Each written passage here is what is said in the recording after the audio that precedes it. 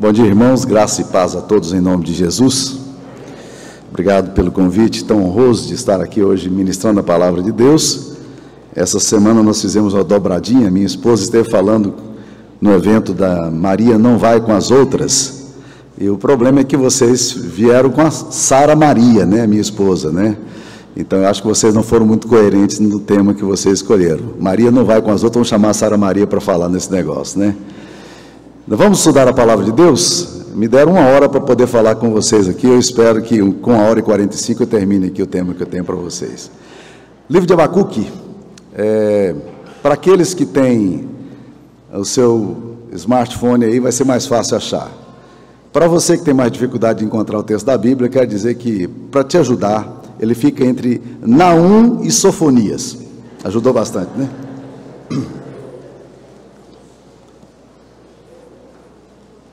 Livro de Abacuque.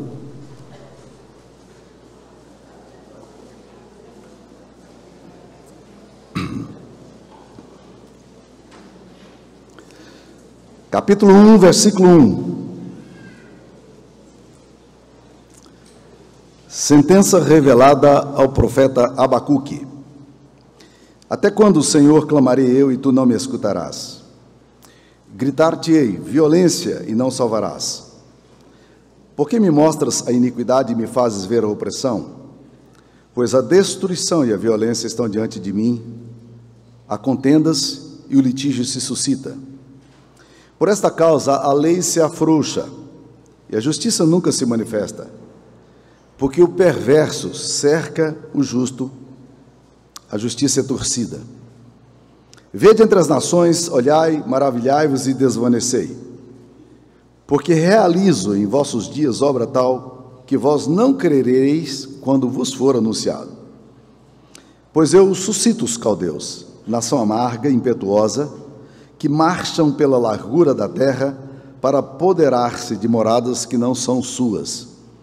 Eles são pavorosos e terríveis, e criam eles mesmos o seu direito e a sua dignidade. Os seus cavalos são mais ligeiros do que os leopardos, mais feroz do que os lobos ao anoitecer, são os seus cavaleiros que se espalham por toda parte. Sim, os seus cavaleiros chegam de longe e voam como águia que se precipita a devorar. Eles todos vêm para fazer violência. O seu rosto suspira por seguir avante. Eles reúnem os cativos como areia. Eles escarnecem dos reis.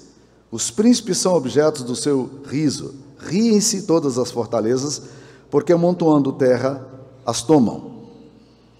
Então passam como passa o vento, e seguem, fazem-se culpados, estes cujo poder é seu Deus. Não és tu desde a eternidade, ó Senhor meu Deus, ó meu santo, não morreremos, ó Senhor, para executar juízo puseste aquele povo. Tu, ó rocha, o fundaste para servir de disciplina. Tu és tão puro de olhos que não podes ver o mal, e a opressão não podes contemplar. Por que, pois, toleras os que procedem perfidamente, e te calas quando o perverso devora aquele que é mais justo do que ele? Por que fazes os homens como os peixes do mar, como os répteis que não têm quem os governe? A todos levanta o inimigo como anzol, pesca-os de arrastão e os ajunta na sua rede varredora, por isso ele se alegra e se regozija. Por isso oferece sacrifício à sua rede e queima incenso à sua varredora, porque por elas enriqueceu a sua porção e tem gordura a sua comida. Acaso continuará por isso, esvaziando a sua rede e matando sem piedade os povos? Pôr-me-ei na minha torre de vigia, colocar-me-ei sobre a fortaleza, e vigiarei para ver o que Deus me dirá, e que resposta eu terei à minha queixa. Ó Deus, abre o nosso coração, nosso entendimento, para que as verdades do Evangelho não se percam em algum canto qualquer da nossa memória, mas que sejam aplicados ao nosso coração, trazendo vida, libertação, graça, que nós sejamos enriquecidos nas verdades do Evangelho aqui nessa manhã. Em nome de Jesus. Amém. Queridos, é muito encorajador ler a Bíblia, embora nem todos o achem. Uma das reclamações mais comuns que eu tenho em relação a pessoas que sinceramente querem estudar a Bíblia, que elas acham o livro, a Bíblia, um livro difícil de entender. Mas para isso eu tenho uma resposta meio que clássica, ao dizer para as pessoas o seguinte: as pessoas mais simples são capazes de ler a Bíblia e entender aquilo que é essencial. Talvez elas não terão muita explicação em coisas mais complexas, e eu tenho a mania de ler a Bíblia e riscando-a, e eu coloco sempre algumas interrogações na Bíblia. Então, se você pegar minha Bíblia, você vai ver que em vários lugares eu estou colocando uma interrogação, porque às vezes a interrogação que eu levanto ao texto, num texto que aparentemente é complicado, são os insights mais interessantes que eu vou ter em relação às Escrituras Sagradas. Por isso a gente precisa aprender a ler a Bíblia, e uma das formas de ler a Bíblia, que ajuda bastante, é você ler a Bíblia em bloco. Então, se você vai estudar o livro de Abacuque, é importante que você o leia completo. Vocês sabiam que existe um livro na Bíblia, cujo objetivo único dele é falar contra o totalitarismo do Estado? O livro de Naum foi escrito 100 anos depois do livro do profeta Jonas. Não é incrível que Deus trate do totalitarismo, falando da opressão de um Estado, de uma força militar sobre o seu povo e sobre as nações vizinhas? Muito curioso, não? Você sabia que existe um livro na Bíblia, o livro de Cantares, em que Deus vai tratar de uma das coisas mais relevantes, que é a questão da afetividade e da sexualidade? O livro de Cantares foi escrito para isso. Uma crítica a Salomão pesadíssima sobre o comportamento dele. Você sabia que tem um livro escrito na Bíblia, o livro de Eclesiastes, que é um livro de crise tão profunda, que o tema central dele é vazio, não tem sentido nenhum na existência? Um livro que foi escrito por Salomão na época do afastamento dele de Deus, e isso levanta uma pergunta tremenda. O que a Bíblia quer nos ensinar sobre isso aí? Essas perguntas são fundamentais, porque há muitos textos na Bíblia que são chamados textos de crise. Você sabia que existem 64 salmos na Bíblia, que são salmos chamados salmos de lamento? São pessoas que estão orando e dizendo a Deus: eu não estou entendendo o que está acontecendo. Não é impressionante isso? Então, quando você lê a Bíblia, é muito curioso você atentar para a Bíblia e não ter medo de olhar nas Escrituras Sagradas e, eventualmente, até se chocar com ela e dizer assim: o que a palavra de Deus quer me ensinar? O que Deus quer nos ensinar? Esse texto que nós lemos aqui é um dos textos que eu chamo de textos de crise. O livro de Abacuque é um livro de crise profunda. O profeta está fazendo perguntas a Deus. O profeta começa já com um protesto. Logo no capítulo 1, versículo 2, ele começa com uma pergunta séria, que provavelmente, uma pergunta que já ocupou muitas vezes o seu coração. Ele diz: até quando, Senhor, clamarei eu e tu não me escutarás? Até quando, Senhor, gritar-te-ei e não salvarás? Você já teve essa sensação de falar com Deus e parece que você não tem resposta àquilo que você está falando, que parece que Deus não ouve você? É exatamente o que o salmista está dizendo aqui, o que o profeta está dizendo aqui. Agora preste atenção, ele então entra numa questão ainda mais enigmática, no capítulo 1, versículo 3, já a questão aqui já não é mais do tempo, até quando, mas é a pergunta muito mais filosófica, que é talvez a pergunta que mais choca a gente, porque no capítulo 1, versículo 3, ele fala: porque me mostras a iniquidade e me fazes ver a opressão? Essa pergunta do porquê é um negócio muito sério. Você sabe que Jó perguntou a Deus 7 vezes, por quê? Sabe quantas vezes Deus respondeu o porquê de Jó? 0, nenhuma. Deus não respondeu. No final do capítulo 38 em diante, ele começa a responder a Jó, não ao porquê dele, mas fazendo outra pergunta: quem? É como se Deus dissesse: o ponto essencial da sua vida não é entender exatamente todas as contradições e lutas da vida. Provavelmente você nunca vai entender, mas você precisa entender quem é que está acima de tudo isso que está acontecendo. É o quem. O que importa é exatamente onde o olhar nosso se encontra. Então Abacuque está fazendo perguntas a Deus, e isso é extremamente importante para nós e relevante. Eu quero tocar nesse assunto. Por quê? Martin Lloyd Jones tem um comentário lindo, muito bom, do livro de Abacuque. Se você quiser ler um bom livro sobre Abacuque, leia o texto do Martin Lloyd Jones, que ele fala do temor à razão, do temor à fé. E ele então diz o seguinte: que boa parte dos nossos problemas hoje, em termos de teológicos, tem a ver com a dificuldade que a gente tem com o problema da história. Ele diz, nos anos 60, a maior disputa, o maior problema que nós encontrávamos em relação aos nossos jovens universitários, em relação às pessoas que estavam no mundo acadêmico, era responder à questão do evolucionismo. Esse negócio era um negócio complicado. Eu lembro quando adolescente, e não faz muito tempo atrás, mas eu me lembro quando adolescente, olhando para esse negócio, e era um negócio que dava um nó na cabeça da gente, né? Hoje essa questão é uma questão, de certa forma, resolvida. Por quê? Porque hoje você tem muitos pensadores, muitos cientistas, cristãos e não cristãos, que estão defendendo o princípio do criacionismo inteligente, do criacionismo científico.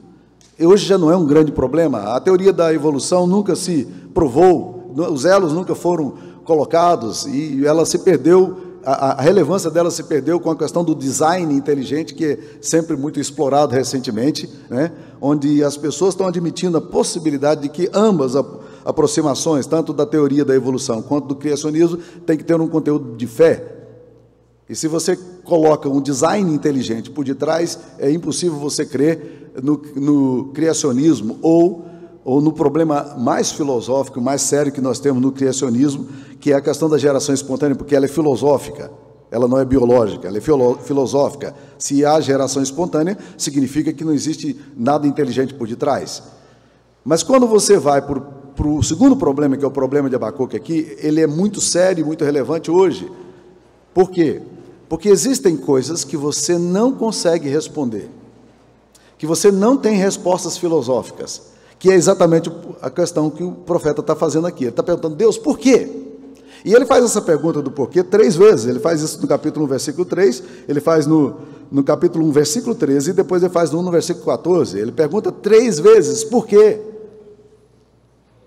E é grave essa questão, sabe por quê? Porque quando você vai estudar esses assuntos, você tem aquela sensação complicada de você não ter a resposta. E ele ora a Deus. Ele diz, Deus, o que está acontecendo? E quando você olha a resposta, você tem 2 surpresas e nada delas boa, nenhuma delas boa. Por quê? Primeiro, Deus parece muito lento na resposta. Porque o texto aqui, ele diz, até quando, Senhor? Até quando eu vou te gritar? Até quando eu vou clamar e o Senhor não me ouve? Então, quando ele clama a Deus, ele quer uma resposta, e essa resposta parece demorada demais. Já teve essa sensação na sua oração? Você quer uma resposta de Deus, e você está clamando a Deus, você está pedindo a Deus, Deus, até quando, até quando, até quando, até quando? E Deus não diz nada. Mas a segunda pergunta dele, a segunda resposta que ele obtém aqui nesse texto ainda é mais complicada, porque ele ora, e ele pede a Deus o quê? Nós estamos no ano 600 antes de Cristo. O rei de Israel é Jeoaquim. A Babilônia, os caldeus estão cercando Jerusalém. A invasão é iminente, e isso aconteceu imediatamente, quando Daniel, Sadraque, Mesaque e Abdenego, aqueles rapazes inteligentes, aqueles moços, crentes, que amavam a Deus e serviam a Deus, sérios na palavra de Deus, foram levados para a Babilônia, e ali eles foram castrados, porque eles ficaram a serviço do eunuco, ali no palácio da Babilônia, para servir a um rei que não era crente. Os nomes deles foram trocados, e todos os nomes relacionados a Deus foram trocados por entidades do deus Mordoque na Babilônia.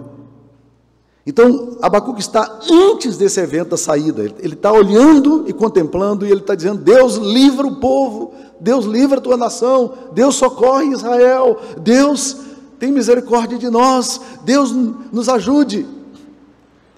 E ele diz, e o texto diz que ele orou, até quando, até quando, até quando?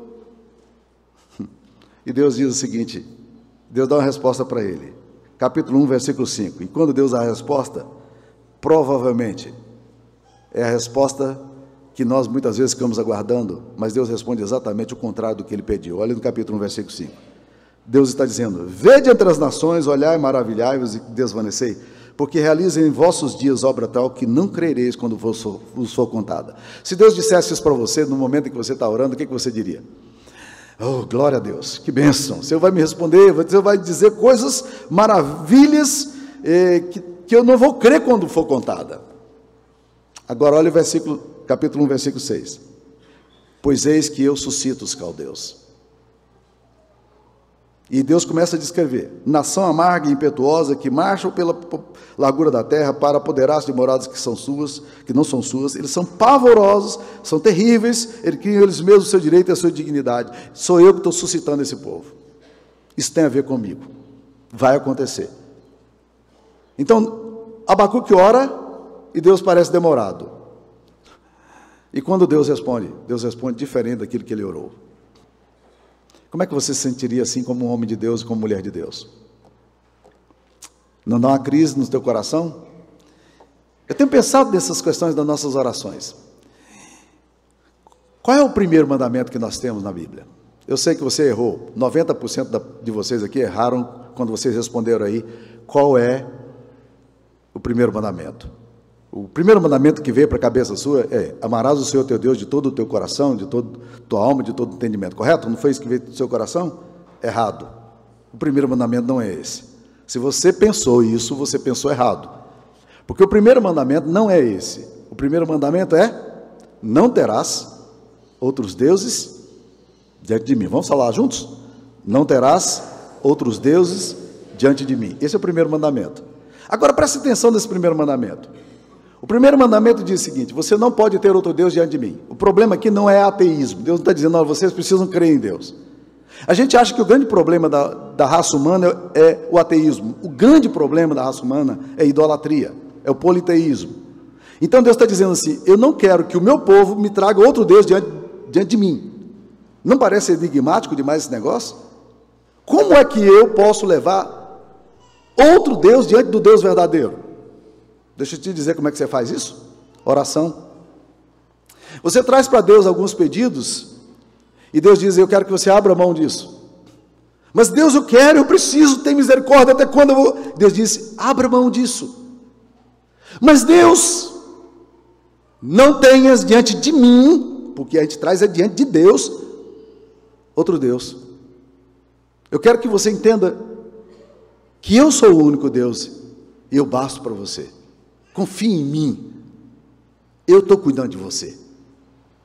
Não me traga esse Deus, esse ídolo, porque ele me agride.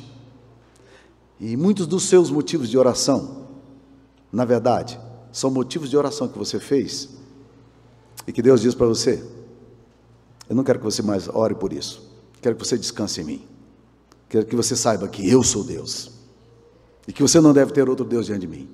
Coloque a sua confiança só em mim. Nesse caso aqui de Abacuque está gritando: Deus, até quando, até quando? Por quê? E Deus fala para ele: olha, eu vou te dar uma resposta aqui. Maravilhai-vos e desvanecei, porque faço entre vós obra tal que não crereis quando vos for contada. Eu suscito os caldeus, eu que estou levantando esse povo. Esse povo está vindo para cá e vai invadir Israel, porque eu quero que esse povo invada Israel. E eu sei que esse povo é uma nação amarga. Eu sei que vai ser um tempo muito duro para o meu povo. E eu quero que vocês entendam isso. Mas eu não perdi o controle da história, não. Isso tem a ver comigo, com o meu propósito. Não é assustador, às vezes, pensar essas coisas? Ok. O texto vai mostrando, então, essa crise aqui, do profeta. Agora, por que o profeta se sente tão angustiado, como nós normalmente nos sentimos em situações assim? Primeiro, porque nós, pessoas com dores, passando por meio de angústias e provações, não conseguem ver além do sofrimento. O cerne e o foco quando me dói, é só olhar a minha dor como mera dor. E esse problema é um problema grave na nossa teologia. Nós olhamos para a nossa dor como mera dor, mas nós não entendemos aquilo que C.S. Lewis fala, que nós não podemos desperdiçar nossas lágrimas. Se você hoje está passando por grande tribulação, você precisa continuar crendo em Deus e entendendo. Eu não entendo o porquê, mas eu preciso entender para que Deus está querendo que eu passe por isso. O porquê é filosófico. Porquê meramente filosófico. Eu quero responder filosoficamente a minha questão. Então, gente, nós quando passamos por provação, nós não conseguimos olhar além da nossa dor. A nossa dor se torna o centro. E o pior, a nossa dor se torna a nossa vida. Nós não conseguimos ir além disso. Nós reduzimos a nossa vida, a nossa identidade a uma dor. Algum tempo atrás, a minha esposa encontrou com uma mulher que perdeu a filha de 12 anos. Uma experiência terrível para qualquer pessoa. Talvez a pior experiência que alguém pode passar é de perder um filho. E ela disse: por que você não transforma essa dor sua num ministério? E foi lindo o que Deus fez no coração daquela mulher. Porque aquela mulher, ela decidiu cuidar das pessoas que passam por dores, porque ela sabia o que é que perder alguém amado. A melhor pessoa para ajudar alguém no meio do sofrimento é alguém que já passou pelo sofrimento. Algum tempo atrás, eu acompanhei com muita dor um fato que aconteceu em Anápolis, extremamente violento, de uma mulher da nossa comunidade que viu a sua filha no assalto, sendo abusada sexualmente, violentada e morta. Encontraram 3 dias depois. 3 dias depois. Uma cena horrível, uma cena pesadíssima. Essa mulher crente, ela literalmente perdeu o chão. Ela perdeu toda a referência da vida dela. O negócio pirou os dois, o pai e a mãe. Não é um negócio muito pesado, não dá para julgar nenhuma pessoa que está passando por um momento desse. Você jamais julgue. E eu preguei um sermão sobre a onipotência de Deus, a soberania de Deus, como Deus está no controle de todo mundo. Terminou o sermão, ela estava super atenta na igreja, ela não tem ido muito à igreja, super atenta. E quando eu terminei o sermão, cheguei em casa, ela tinha me mandado um WhatsApp desse tamanho. Eu não consigo entender por que Deus permite que isso tudo aconteça. Eu não consigo entender por que eu tenho que passar por todas essas coisas. E eu então, pastor, bancando o teólogo, escrevi um longo texto de resposta para ela, para explicar a dor dela. Ridículo. Quando eu peguei tudo aquilo, li tudo aquilo, estava tão bem elaborado, eu falei: eu sou o cara mais tolo que existe na vida. Eu não tenho que responder absolutamente nada disso aqui. Eu apaguei tudo. Eu mandei um recado para ela dizendo: querida, eu não posso adentrar a sua dor, porque ela está muito além de qualquer capacidade minha de respondê-la. Eu não consigo entender a sua dor no nível que você sente. Eu só olho para você com simpatia, com tudo isso que está acontecendo, mas eu queria te acolher no meu coração. Eu queria amar você, porque eu não dou conta de responder isso que você está me perguntando. Ponto. Você está entendendo? Quando nós passamos pela dor, a dor se torna o centro da nossa vida apenas. E aí, meus queridos, pessoas assim não conseguem ver mais nada. O salmista no Salmo 77, ele faz uma incursão sobre o negócio. Senhor, será que o Senhor rejeitou para sempre? Caducou a sua promessa? Será que o Senhor esqueceu de ser misericordioso, de ser propício a nós? Ó Deus! Né? Aí ele mesmo responde no capítulo Salmo 77, versículo 10, isto é a minha aflição. Ele diz para ele mesmo, cara, isso tem a ver com a minha dor. Eu não consigo responder, porque a dor embaça a minha visão, a minha compreensão da vida. Segunda coisa, o profeta se sente assim porque ele faz uma leitura parcial da história. É o que nós normalmente fazemos, nós fazemos a leitura do momento, do aqui e agora. Mas nós não conseguimos ver o lá, o além. Então a dor mais profunda que você tem agora, ela será iluminada na história por uma compreensão da graça de Deus que você hoje ironiza. Não faz sentido para você. Mas lembre-se, a palavra de Deus nos diz: todas as coisas cooperam para o bem daqueles que amam a Deus, daqueles que são chamados segundo o seu propósito. Mas o Romanos 8:28 deveria ter sempre presente uma expressão que aparece no original, que diz: todas as coisas juntamente cooperam para o bem daqueles que amam a Deus. Quando você bota junto, tudo isso coopera para o bem daqueles que amam a Deus. O propósito de Deus para a sua vida, se tiver que passar pela dor, coopera para o seu bem. Deus quer gerar em você determinadas coisas que só a dor é capaz de fazer você ver. E nós precisamos aprender a fazer essas leituras mais completas. E é assim que a palavra de Deus tem que ser lida. Terceira coisa que a gente pode começar a perceber aqui nesse texto é que o cronograma de Deus não se coaduna com o nosso. Deus está trabalhando as coisas, mas cadê? E a pergunta, até quando, que tem a ver com cronograma, com tempo, ela sempre desemboca na pergunta mais filosófica: por quê? É por isso que ele pergunta uma vez até quando, e ele vai gritar 3 vezes por quê. O tempo de Deus não é o nosso tempo. E nós muitas vezes julgamos Deus demorado. Isso não é privilégio seu.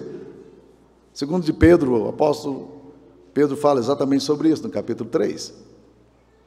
Não julguemos que o Senhor é demorado, como alguns fazem. Mas Deus é longânimo e deseja que todos os homens cheguem ao arrependimento. Esse é o propósito de Deus. E o profeta se sente assim por causa das respostas inesperadas de Deus. Porque às vezes você está orando por uma coisa e Deus vai te dar outra. Eu louvo a Deus porque Deus sempre ouviu minhas orações. Eu tenho certeza disso, porque a Bíblia diz que é verdade. Deus nunca deixou de ouvir minhas orações. Mas eu louvo a Deus porque Deus não me respondeu todas elas positivamente. Deus não respondeu todas elas positivamente. Algumas coisas que já ocuparam o meu coração, que foram desejos profundos do meu coração, Deus ouviu e não respondeu positivamente. E foi a melhor coisa que aconteceu com a minha vida. Eu não tenho todo o cenário, Deus tem. Ele nos ama e nós precisamos nos lembrar disso aí. Bem, Martin Lloyd Jones sugere, para a gente poder entender esse texto aqui melhor, ele sugere 3 fundamentos. O primeiro fundamento que ele sugere é que nós precisamos entender que a história está sob controle de Deus. É isso que nós aprendemos aqui. Deus está dizendo: eu suscito os caldeus. Os caldeus vão até Jerusalém para invadir Jerusalém, porque eu quero que eles façam isso aí. Ele diz isso em Jeremias 29:4, quando o povo já está no exílio. Ele fala: esta é a carta a todos os exilados que eu mesmo deportei. Todos que eu deportei. Fui eu que fiz isso aí. Deus não perdeu, a história está sob controle de Deus. Existem alguns textos que me chamam muita atenção, e provavelmente já chamaram a atenção de alguns aqui. Por exemplo, Isaías 45 vai falar de Ciro, um rei pagão, um rei persa, que faz o decreto para libertar o povo cativo da Babilônia, que agora já não era mais Babilônia, para voltar para Jerusalém. Deus diz assim: eu suscitei a Ciro o meu ungido. E o que é mais interessante é que Deus vai se referir a Nabucodonosor como servo dele. Nabucodonosor é meu servo, ele faz o que eu quero que ele faça. E aí você fala: mas ele invadiu Israel. E Deus está dizendo: não, mas fui eu que permiti que isso acontecesse. Ele é meu servo.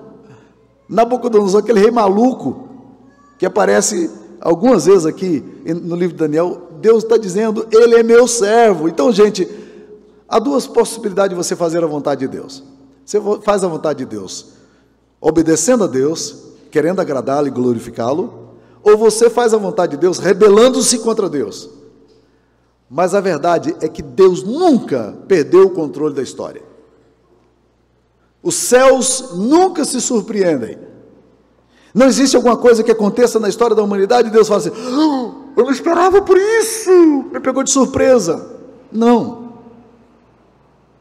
Deus tem absoluto controle da história. E é por isso que o livro de Apocalipse é uma afirmação maravilhosa, e Deus está dizendo, está tudo sob controle. O diabo vai ser manietado, ele vai ser preso, ele vai ser jogado no lago de fogo e enxofre, e não tem nada que detém isso aqui. O meu povo é vencedor, a igreja é vencedora, e não tem nenhum poder histórico, temporal ou atemporal que possa deter isso aqui. E a história caminha inexoravelmente para o propósito que eu tenho. Por isso que quando você estuda as Escrituras Sagradas, você precisa entender isso aí claramente. Ela segue, a história está sob controle de Deus. Tudo está sob controle. Segunda coisa, a história segue um plano divino. Quando você lê na Bíblia, a Bíblia é extremamente coerente com isso. Ao contrário do pensamento que nós temos hoje, humanista, de que a história, e Fukuyama fala exatamente sobre isso, o fim da história, parece que a história não tem coerência, ela vai se contradizendo, né, num materialismo dialético aí complicado, né, e a gente vai, de repente, achando que o pensamento marxista tem razão, e que as coisas acontecem por uma mera sucessão de acaso. O existencialismo diz isso também, os pensamentos, a geração espontânea vai dizer, o evolucionismo vai dizer a mesma coisa. Então, quando você olha a história, a filosofia, a ciência, parece que o mundo é alguma coisa que está indo aí para um lugar que a gente não sabe onde é que vai chegar. Mas a Bíblia diz que as coisas não acontecem por acaso. As tuas mãos dirigem o meu destino. Ó Pai de amor, bom é que seja assim. Não é assim que nós cantamos no hino? A nossa vida está nas mãos de Deus. Os eventos não são acidentais. Deus está no controle. E aí, quando você pega a Bíblia, você percebe a estrutura que rege, que monta todas as verdades do Evangelho. A Bíblia começa com um anúncio de que um Deus sábio, inteligente, criador, ele fez todas as coisas pela palavra do seu poder. O Bereshit bara Elohim, esse Deus que cria do nada, decidiu fazer as coisas de uma forma tão maravilhosa e surpreendente. Tem Discovery Channel na sua casa? Você não se impressiona com as cores e as formas, a beleza da natureza e dos insetos? Que Deus criativo é esse? Como é que ele faz todas as coisas harmônicas? A gente vai para o rio, vê os peixinhos ali funcionando, vai para o mar, está tudo ok, está tudo funcionando, beleza. Tente fazer um aquário marítimo na sua casa. Já tentou fazer isso? 90% das pessoas que tentam fazer isso desistem. Porque dá um trabalho tremendo você manter o pH da água, o controle da água, o movimento da água. É horrível, um negócio complicadíssimo. Os peixes estão vivendo no mar, seguindo o seu curso, de uma forma absolutamente bela. A história segue um plano divino. Então você vai ver Gênesis, você vai ver a história do povo de Israel, que na verdade, gente, a história do povo de Israel é o quê? É a história de Deus no meio do povo. Você vai para o livro de Atos dos Apóstolos, alguém disse, não deveria ser Atos dos Apóstolos, deveria ser Atos do Espírito Santo, é Deus se movendo na igreja. É isso que nós estamos querendo ver no livro de Atos, é o que nós percebemos. Então ela tem a história bíblica, a estrutura bíblica, ela está em cima da criação, da queda, da redenção, que acontece por meio de Jesus, o Filho amado de Deus, e a consumação. E não há ninguém que possa impedir que o Deus de todo o poder consuma a história, leve a história para o propósito que ele intentou desde o início. A história segue um plano divino. O povo de Deus é vitorioso. Deus vai governar. Mas a Bíblia diz também uma outra coisa, que a história segue um horário divino. Isso dá um nó na cabeça da gente. É por isso que a gente pergunta, até quando? Deus se demora? A história segue um horário divino. Há tempo para todo propósito debaixo do sol. Quando Jesus veio para viver entre nós, há um momento de um certo constrangimento em João 2, quando Jesus nunca tinha feito milagres até então, e Maria chega para Jesus e fala alguma coisa, e ele diz, mulher, não é chegada a minha hora ainda, na hora certa eu vou saber o que fazer, pode ficar tranquila, as coisas vão encaixar, né? Jesus não estava querendo ser indelicado com Maria, não era esse o ponto, não. Jesus apenas está querendo dizer e comunicar o fato de que a hora dele vai surgir. E quando você vai para lendo os evangelhos, você vai percebendo exatamente, a minha hora é chegada, né? E o apóstolo Paulo, quando ele fala em Gálatas 4:4, ele fala assim: vindo, porém, a plenitude do tempo, o pleroma, o momento de Deus, o kairos de Deus, o tempo, né? Deus enviou o seu filho, nascido de mulher. Você nasceu na hora certa, do jeito que Deus queria, quando Ele queria. É assim que acontece, é assim que vai acontecer, porque a história segue um horário divino. Deus está, então a história está sob o controle de Deus, a história segue um plano de Deus e a história segue um horário divino. É isso que nós temos que aprender nas Escrituras Sagradas. Então, meus queridos, diante disso, agora nós vamos tentar trazer toda essa reflexão à perspectiva do Evangelho. O que isso aqui tem a ver com a cruz? O que isso aqui tem a ver com Jesus? O que isso aqui tem a ver com o Evangelho? E é aqui, meus queridos, que talvez seja a coisa mais importante para a gente poder fazer em toda a leitura da Bíblia. O que isso aqui tem a ver com o Evangelho? Porque a Bíblia está toda interligada, tudo aponta para a cruz, tudo aponta para o Evangelho, para a vinda de Cristo. O Antigo Testamento está o tempo todo apontando para o Novo Testamento. É isso que nós vamos observando nas Escrituras Sagradas. Pois bem, o que acontece aqui então? Vamos para a cruz. O Filho de Deus, a Bíblia diz que ele era um homem que andou entre nós fazendo bem. Os discípulos no caminho de Emaús falam exatamente isso, que eles não entendem que aquele homem bom pudesse ser levado para uma cruz. A cruz é o lugar do maior paradoxo, a cruz é o lugar da maior contradição, a cruz é o lugar mais absurdo da história da humanidade. Não faz sentido. Se você quiser encontrar então qualquer sentido para a sua vida que você acha que não tem, vai para a cruz. Você acha que a sua vida é maluca? Pois a maior maluquice está na cruz. Uma vez eu estava evangelizando uma menina que tinha sido pré-evangelizada por um rapaz, lá em Boston, onde eu morava, e ela era uma líder comunitária de um grupo LGBT, e essa menina começou a se interessar pelo Evangelho, e o João Marcos, um baiano, crente, grande músico, ele era um dos caras que fazia o Brazilian Jazz Festival em Boston. Esse cara começou a falar para essa menina sobre Jesus, né? E então eu falava para ela de Cristo e falava da Bíblia, e ela disse: me dá uma Bíblia, João Marcos. Ele disse: eu vou dar uma Bíblia para você. Pegou, comprou a Bíblia, e ele me ligou e disse: Samuel, ela começou a fazer umas perguntas complicadas aí que eu não sei responder não, cara, eu vou mandar ela para você aí. Você faz o discipulado com ela? Eu falei: perfeitamente, manda essa menina aqui, vamos conversar com ela. E comecei o discipulado com ela. Nessas conversas preliminares, logo ela desapareceu. Mas ela procurou João Marcos de novo. E ela disse: João Marcos, eu comecei a ler a Bíblia. Que livro doido aquele livro que você me deu, cara. Logo de cara tem um negócio lá dos anjos que se envolve com as filhas dos homens, um negócio assim complicado, os filhos de Deus com os filhos dos homens. Eu não entendi muito bem aquele negócio, né? Um irmão mata o outro irmão, que negócio maluco aquele negócio ali.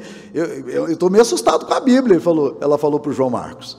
E o João Marcos disse assim: não, continue a ler a Bíblia, porque se você acha que isso é louco, é porque você não chegou lá no momento em que Jesus Cristo morre, lá que você vai ver loucura. Gente, o lugar mais louco, o momento mais estúpido da humanidade, aparentemente, é a cruz. A cruz não faz sentido. Nós pegamos o melhor de todos os homens e nós o cravamos na cruz. A cruz é o lugar das contradições, dos paradoxos, da ambiguidade. Mas é na cruz que você vai encontrar a melhor compreensão do sofrimento. Porque para Jesus, a dor não era mera dor. Quando ele pega a Santa Ceia, o pão e o vinho, a Bíblia diz que ele pegou pão e vinho e deu graças. Como é que você pode dar graças sabendo que aquilo ali é o corpo dele, que vai ser esmagado? Como é que você ainda pode agradecer sabendo disso? Quando ele vai falar da morte dele, ele fala assim: é a hora do Pai ser glorificado. Glorifica o teu filho. Jesus está se oferecendo para a glória de Deus, ele está entendendo todo o sofrimento, ele clama pela dor dele, Ele é realista em relação ao que ele vai enfrentar, mas está lá indo Jesus para a cruz. E na cruz, a contradição e a dor se revelam de uma forma absolutamente absurda. Absurda. Como você pode entender a cruz? A cruz, para mim, ela explica boa parte das minhas perguntas que eu não consigo responder em lugar nenhum. E o melhor exemplo que eu vi para isso foi dado por um cara que não é cristão. Ele é judeu, Elie Wiesel, Prêmio Nobel de Literatura. Ele escreveu pelo menos 2 livros, que eu me lembro de cabeça aqui. Um é chamado Night. Ele foi para um campo de concentração e ele escreveu isso. E o outro é Dawn, Madrugada, onde ele fala das experiências dele ali. Mas Wiesel, num dos livros dele, ele faz uma colocação, contando uma experiência, que eu disse, isso aqui é o retrato do Evangelho, isso aqui é o retrato da cruz. Ele disse que eles passavam fome demais no campo de concentração. Muito sofrimento e humilhação, de todas as formas. A vida não valia absolutamente nada. A ração diária de alimento era mínima. E um dia, alguém, ou algumas pessoas, no meio da fome e do desespero, foram na cozinha do campo de concentração e roubaram a cozinha. Roubaram comida. E eles descobriram. Os soldados descobriram. E colocaram enfileirados num dia muito frio, todos do lado de fora, colocaram enfileirados todas aquelas pessoas e disseram: nós queremos saber quem foi que pegou a comida. Essa pessoa tem que ser justiçada. Nós precisamos discipliná-la. Então, quem pegou, se adiante. Frio terrível, absoluto silêncio no acampamento, ninguém se pronunciava. Um velho rabino, naquele momento constrangedor, ele deu 3 passos para frente e disse: fui eu. Os soldados logo perceberam, o rabino não era o culpado. Disseram para ele: você não é o responsável por isso, afaste-se daqui. Ele voltou para o lugar dele, cabeça baixa, e eles continuaram dizendo: quem foi o culpado? Nós só queremos o culpado. E ninguém se pronunciou. E eles disseram: bem, depois de um longo sofrimento no frio, eles disseram: bem, já vimos que essa pessoa não vai se pronunciar, então nós vamos pegar exemplarmente aqui um idoso e vamos pegar uma criança e vamos deixá-la no frio aqui até morrer de frio. E foi o que fizeram. Tiraram as roupas dela, colocaram ali, e aquelas 2 pessoas ficaram ali naquele sofrimento, agonizando com frio, e os outros voltaram para dentro dos barracões. A noite veio, e a temperatura caiu ainda mais. Já estava abaixo de 0 e agora ela vai muitos graus abaixo de 0. Eles sabiam que nenhum dos 2 sobreviveria aquela noite. E, de fato, o idoso faleceu naquela madrugada. E por alguma razão que ninguém consegue explicar, talvez, miraculosamente, de manhã, o menino de 12 anos, que tinha sido colocado ali, ele ainda estava vivo, agonizando no frio horrível que ele enfrentou durante a madrugada, mas estava miraculosamente vivo. E aí, aquele velho rabino não aguentou. Novamente enfileirados, aquele rabino pirou. Ele entrou num quadro de dor, de angústia, de sofrimento. Ele foi em direção à criança e ele disse assim: onde é que está Deus? Onde está Deus? Onde está Deus? E quando aquele velho rabino gritava, uma pessoa sensata do grupo saiu, chorando também, abraçou o rabino e disse: Deus está ali. Deus está ali. Porque se Deus não estiver ali, Deus não está em nenhum outro lugar da humanidade. A cruz, meu querido, é o lugar do paradoxo. O sofrimento de Cristo, excruciante. Mas aquela dor não era mera dor. Abacuque tem que lidar com todo esse sofrimento, assim como nós temos que lidar com as perguntas do nosso coração. E são muitas, e a gente não consegue respondê-las. Mas quando nós olhamos para a cruz e vemos o amor de Deus revelado na cruz, Jesus se transforma na hermenêutica da nossa história. Ali, naquele lugar de contradição e dor, naquele lugar de sofrimento e angústia, o apóstolo Paulo vai ver outra coisa muito bonita. Ele vai dizendo, ali está a beleza de Deus. Ele fala, eu me glorio na cruz. É na cruz que eu me glorio. É na cruz que o meu sentido último, é a minha razão de existir, são perceptíveis. Que Deus nos abençoe.